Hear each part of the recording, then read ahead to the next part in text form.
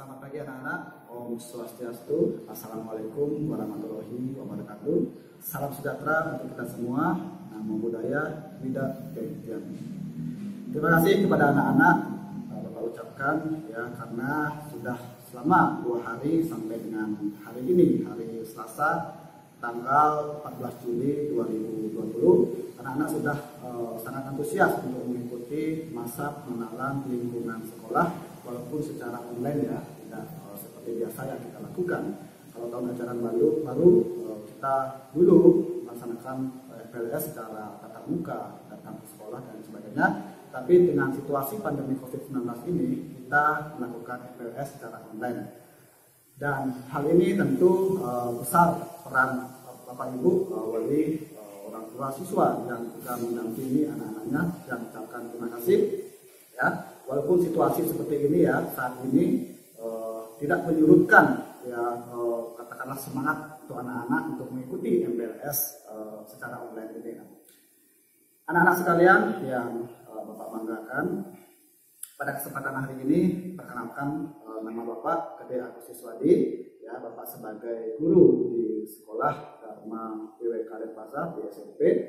Ya, pada kesempatan hari ini Bapak akan mengajak anak-anak sekarang untuk memahami lebih lanjut, lebih spesifik lagi terkait dengan pendidikan karakter.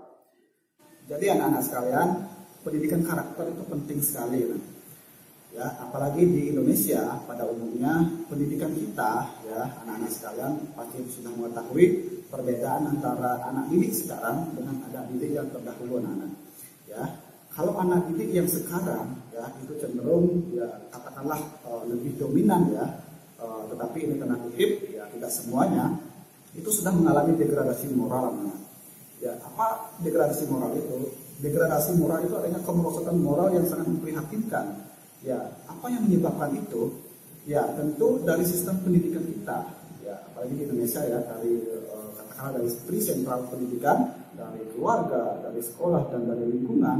Ya, itu yang menyebabkan yang anak-anak itu cenderung ya sekarang mengalami degradasi moral. Apa yang perlu dilakukan? Tentu Menteri Pendidikan kita ya beserta jajarannya sudah mencanangkan yang namanya pendidikan karakter lebih ditekankan pada dunia pendidikan. Kenapa penting pendidikan karakter? Karena banyak orang yang pintar, tetapi tidak banyak orang yang memiliki karakter yang baik. Mencari orang pintar itu banyak anak-anak, ya. Tetapi mencari orang yang berakhlak baik, berbudi pekerti luhur itu jarang kita temukan. Hanya segelintir orang saja. Sehingga pada saat ini ya Bapak mengajak anak-anak sekalian untuk lebih menekankan ke karakter kita. Ya, ukuran atau tolak ukur dari pendidikan itu tidak hanya nilai yang tinggi, ya, tetapi adalah sebuah perubahan karakter, jadi karakter yang baik. Jadi itulah yang kita tekankan di sini, sehingga pada kesempatan ini Bapak mengajak anak-anak sekalian ya untuk merubah sistem kita, merubah karakter kita. Memang sebenarnya sulit anak-anak untuk merubah karakter daripada merubah sifat. Ya, jadi merubah karakter itu agak perlu proses, tetapi sejak dini kita akan bisa merubahnya. Itu. Jadi karakter di sini ditekankan lebih penting anak-anak. Jadi berbeda dengan orang yang pintar dengan orang yang cerdas. Ya, banyak orang pintar tapi sedikit orang yang cerdas. Apa bedanya orang pintar dan orang cerdas, anak-anak? Jadi orang pintar itu belum tentu dia cerdas, ya. Tapi orang cerdas sudah tentu dia pintar. Sehingga anak-anak di sini milih apa? Cerdas atau pintar. Dan kecerdasan di sini ada 4 sebenarnya anak-anak. Jadi ada kecerdasan spiritual, jadi cerdas secara spiritual, kemudian cerdas secara emosional, cerdas secara sosial, dan cerdas secara intelektual. Jadi itu yang kita tekankan di sini untuk bisa merubah karakter menjadi karakter yang lebih baik. Nah, terkait dengan karakter, jadi yang perlu anak-anak tekankan di sini adalah ya dari sistem pendidikan, kemudian dari arahan Menteri Pendidikan kita dengan sistem pendidikan yang sudah ada itu namanya revolusi mental. Jadi ada namanya 18 karakter yang perlu anak-anak miliki ya dalam keseharian, baik di lingkungan keluarga, sosial ataupun masyarakat, di lingkungan sekolah juga. Jadi 18 karakter itu harus anak-anak miliki. Apa saja 18 karakter itu anak-anak? Jadi yang pertama, anak-anak harus memiliki karakter yang religius. Nah, karakter yang religius ini yang paling penting di sini anak-anak, karena dari karakter religius yang dia akan menentukan semua karakter-karakter berikutnya. Nah, jadi karakter religius itu erat kaitannya dengan etika, erat kaitannya dengan moral serta agama.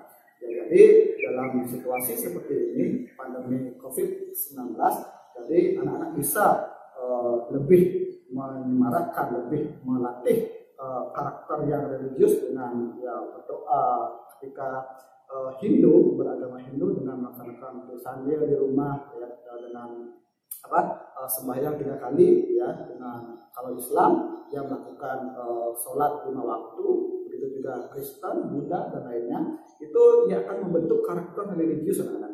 Jadi bahkan Einstein mengatakan bahwa ya ilmu tanpa agama itu akan buta, sedangkan agama tanpa ilmu itu akan lumpuh. Artinya apa? Ya, ketika anak-anak berilmu saja, ya, tetapi tidak memiliki agama, tidak memiliki pemahaman secara agama, secara religius, secara spiritual, ya maka akan menjadi buta. Contohnya, misalnya pintar ya, memiliki ilmu yang sangat tinggi, wawasannya luas, ya bisa merakit bom, tapi tidak memiliki pemahaman agama, maka bom itu pasti akan diletakkan di mana-mana.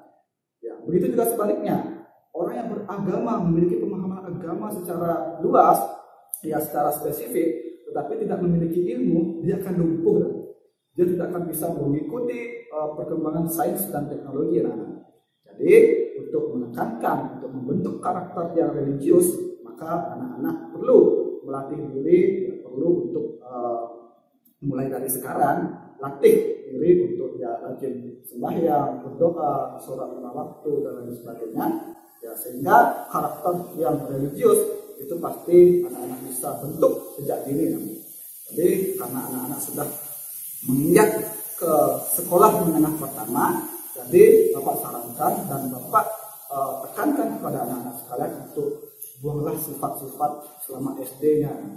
Ya, jadi ketika anak-anak sudah mengenyam pendidikan secara di menengah pertama, jangan lagi membawa karakter-karakter yang masih yang melekat pada saat SD. Buanglah itu. Jadi sekarang untuk menyongsong tahun ajaran baru, jadi anak-anak silahkan ya rubah sedikit demi sedikit. Jadi belajar dengan semangat ya, apalagi situasi saat ini itu tidak akan merosotkan minat belajar anak-anak serta motivasi belajar anak-anak. Kemudian yang kedua, disiplin. Jadi karakter yang kedua yang harus anak-anak miliki adalah disiplin. Kenapa disiplin? Ya, jadi ada sebuah slogan yang sangat mampu mengubah pola pikir kita bahwa disiplin itu adalah kunci kesuksesan. Artinya apa? Ya, jika anak-anak sudah disiplin, baik disiplin di segala hal, dari segi waktu, dari segi lainnya seperti kegiatan-kegiatan, dengan melakukannya secara disiplin, tidak bermaksud untuk bermalas-malasan atau menunda, maka anak-anak akan bisa mencapai kesuksesan. Kuncinya kecil, kuncinya sederhana, adalah disiplin.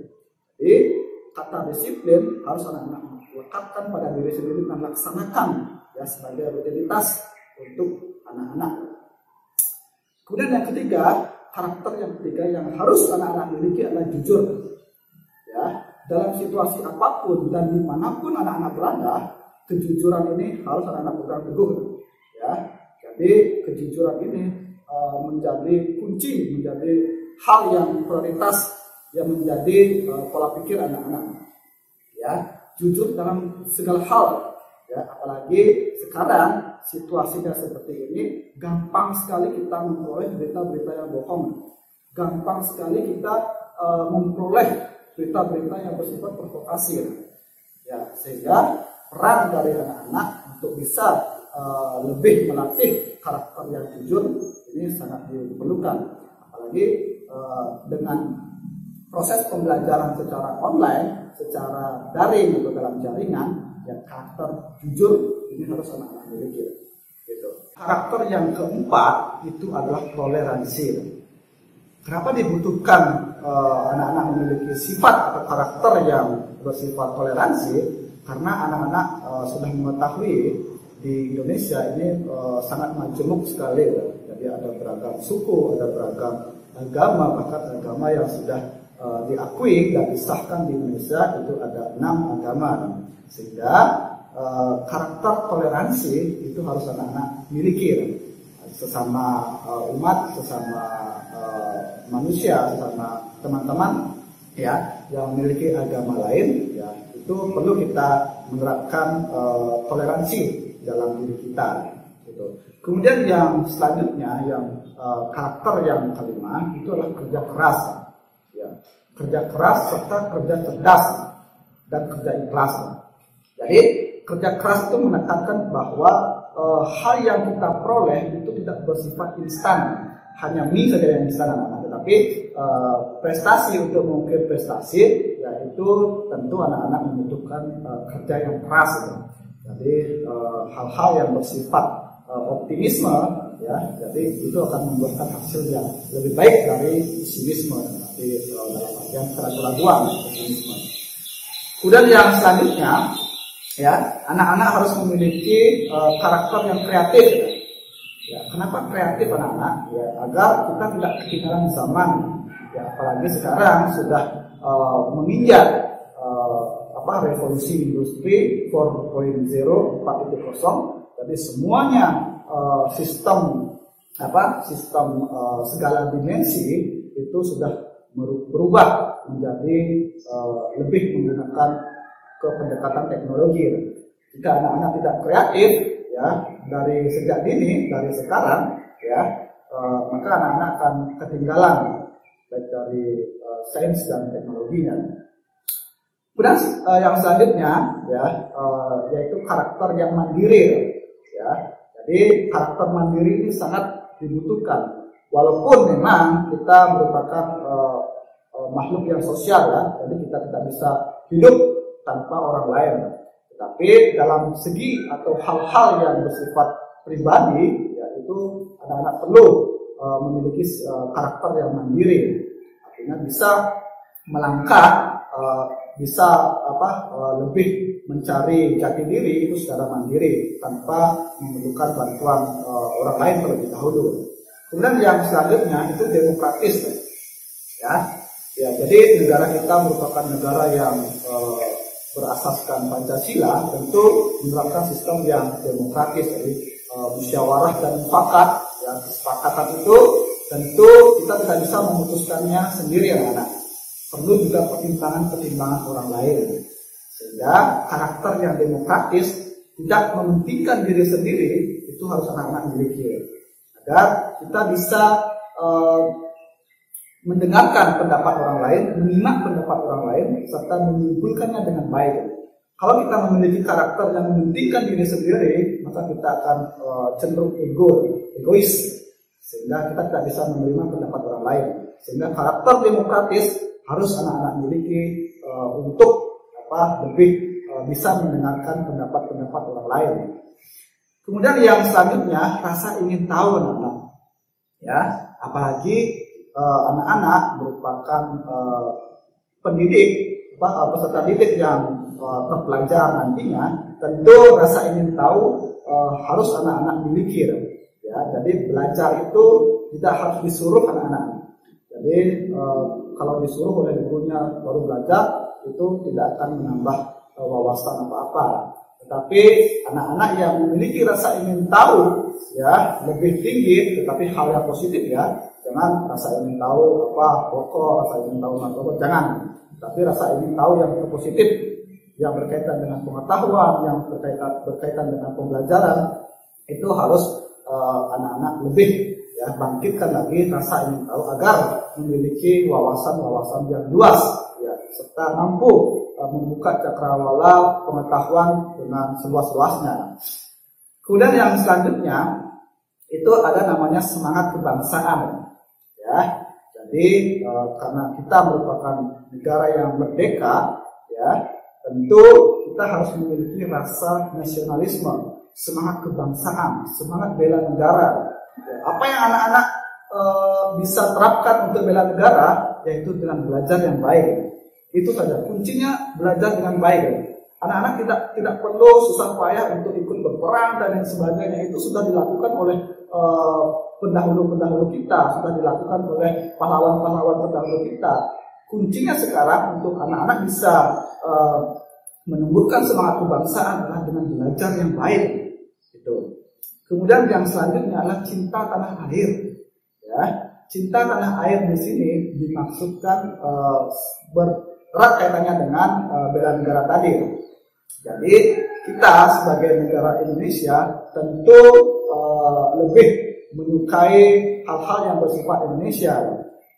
Jadi cinta tanah air itu yang harus kita aplikasikan dalam segi apapun, ya itu harus kita terapkan dimanapun kita berada, karena kita merupakan satu wadah NKRI, Negara Kesatuan Republik Indonesia.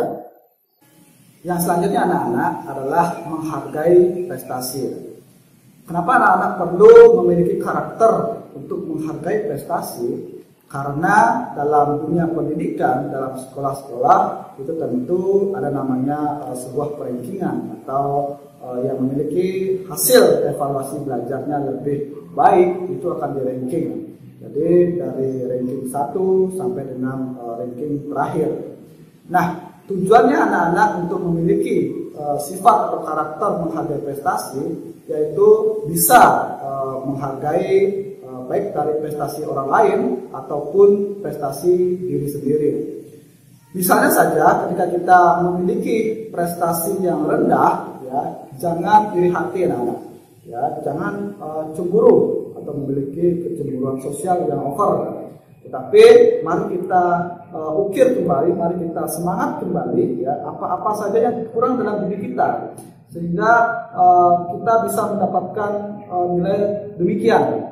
Sehingga dengan hal itu, kalau anak-anak bisa melihat ke dalam diri sendiri apa yang kurang, apa yang perlu anak-anak evaluasi terhadap diri sendiri maupun sistem belajar anak-anak, itu akan bisa meraih harapan yang lebih baik lagi. Kemudian yang selanjutnya itu adalah bersahabat anak-anak, ya. Jadi kita semua ini bersaudara. Makanya dalam Hindu ada namanya Vasudhaiva Kutumbakam. Semua ini adalah saudara.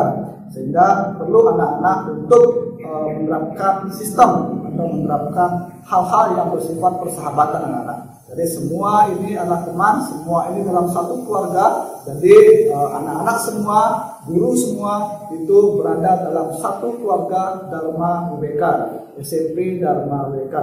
Sehingga jika anak-anak bisa merangkul, anak-anak bisa memiliki sifat yang bersahabat, ya saya kira anak-anak akan bisa untuk saling menghargai toleransi, sehingga tidak ada lagi namanya istilah intoleransi dalam Dharma Wibeka, khususnya sekolah menengah pertama.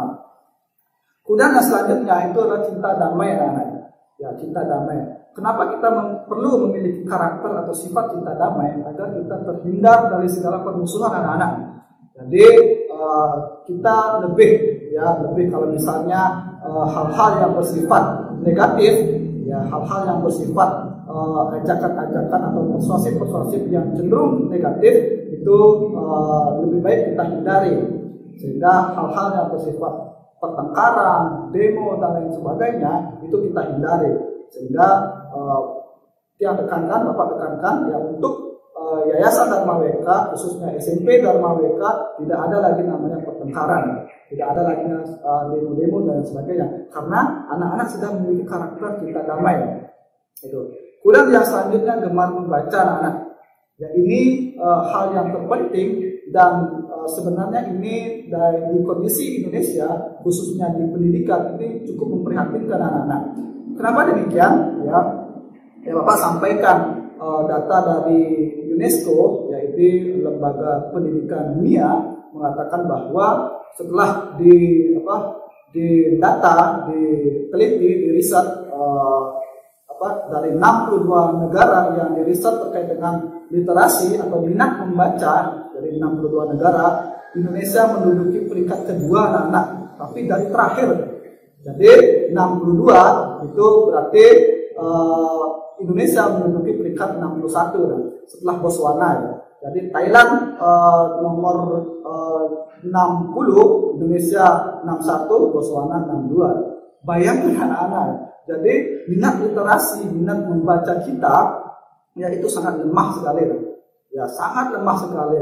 Tetapi ya ini juga di riset oleh lembaga dari Paris itu mengatakan bahwa ya cenderung orang-orang Indonesia ya memegang HP-nya, memegang gadgetnya itu 9 jam per hari. Ya, jadi 9 jam per hari, sehingga tingkat kecerewetannya di media sosial itu peringkat 5 di dunia anak-anak. Jadi bayangkan itu anak-anak. Jadi hal-hal yang bersifat negatif itu cenderung kita memiliki prestasi di sana. Sedangkan hal-hal yang bersifat literasi dari segi membaca itu kita sangat kurang sekali. Apa yang perlu anak-anak lakukan? Jadi anak-anak merupakan agent of change, agen perubahan. Ya, jadi anak-anak lah yang memegang tongkat estafet dari pendidikan nantinya. Sehingga mulai sejak dini, mulai sekarang ya, karena anak-anak merupakan ibaratnya membangun sebuah rumah. Jika fondasinya tidak kuat, ya, jika fondasi secara intelektual, akademiknya tidak kuat, maka ya rumah itu akan mudah untuk digoncang anak-anak, mudah untuk masuk, mudah kita menerima kabar-kabar bohong. Kalau dulu orang mengatakan itu adalah mulutmu harimaumu, tapi sekarang berbeda anak-anak, jarimu harimaumu. Karena kita gampang sekali untuk men-share hal-hal yang bersifat kita tidak tahu kebenarannya, tetapi mudah sekali tangan ini, jempol ini mudah sekali untuk men-share anak-anak. Jadi hati-hati lah, saring sebelum share. Jadi hal-hal yang anak-anak berita-berita bersifat berita ya, Bapak harapkan anak-anak mensaring terlebih dahulu, memfilter terlebih dahulu hal-hal ini benar adanya atau tidak, fakta atau tidak, sehingga anak-anak terhindar dari yang namanya undang-undang IT nantinya. Karena hati-hati sekali kita ketika men-share hal-hal yang bersifat tidak baik atau hal-hal yang bersifat ujaran kebencian dan lain sebagainya, itu ketika anak-anak share, maka anak-anak akan terjerat undang-undang IT. Gitu. Jadi hal-hal yang bersifat literasi, membaca ya lebih ditekankan kepada anak-anak nantinya, sehingga hal-hal ini bisa anak-anak rubah, pola pikir anak-anak bisa rubah, sehingga wawasan anak-anak lebih luas nantinya ketika membaca. Bahkan ada sebuah slogan yang mengatakan bahwa buku itu adalah gudang pengetahuan. Kuncinya untuk membuka gudang pengetahuan itu adalah membaca. Jadi buku itu adalah gudang ilmu pengetahuan, kuncinya adalah membaca. Itu. Jadi hal-hal yang bisa anak-anak lakukan untuk memperoleh wawasannya lebih luas, cakrawala pengetahuannya lebih luas adalah dengan membaca. Jadi untuk sekarang ya, mulai dari sekarang ya, tidak ada kata terlambat untuk kita mulai hal-hal yang positif, mulai hal-hal yang bersifat literasi, yaitu mulailah misalnya yang kurang gemar untuk membaca, silahkan lebih giatkan untuk membaca. Yang sudah gemar untuk membaca, mari tingkatkan hal-hal yang bersifat literasi itu. Jadi membaca itu tidak ada salahnya anak-anak. Jadi jangan baru bangun sudah pegang gadget, ya sudah pegang gawainya, sudah pegang handphonenya. Tapi sekarang coba kita rubah, ya misalnya sebelum tidur mari membaca hal-hal apa saja, misalnya mata pelajaran IPA, IPS, silakan baca itu. Apalagi sekarang tatap muka, pembelajaran secara tatap muka itu masih tidak dilakukan di Denpasar, di Bali. Ya, jadi tatap muka secara langsung itu bisa dilakukan jika zona wilayahnya itu berada di zona hijau. Itu pun ada protokol-protokol yang bersifat teknis, yang bersifat kesehatan. Itu terkait dengan literasi. Nah, Kemudian yang selanjutnya anak-anak, karakter yang perlu anak-anak miliki adalah peduli lingkungan. Ini juga penting sekali anak-anak. Jadi banyak remaja-remaja kita, bahkan orang-orang kita ya, itu bersikap apatis, bersikap acuh tak acuh terhadap lingkungannya.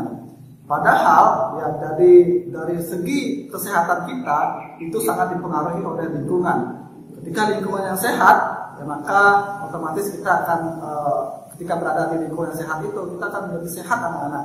Makanya mari kita peduli lingkungan. Misalnya ketika ada sampah dan lain sebagainya yang bersifat merusak lingkungan, ya mari kita jaga itu, kita rawat itu. Karena apapun yang kita peroleh itu diberikan oleh lingkungan sekitar kita. Jadi anak-anak yang bersikap apatis terhadap lingkungan, maka lingkungan itu akan juga apatis terhadap anak-anak. Ketika anak-anak peduli dengan lingkungan, maka lingkungan pasti akan peduli dengan anak-anak.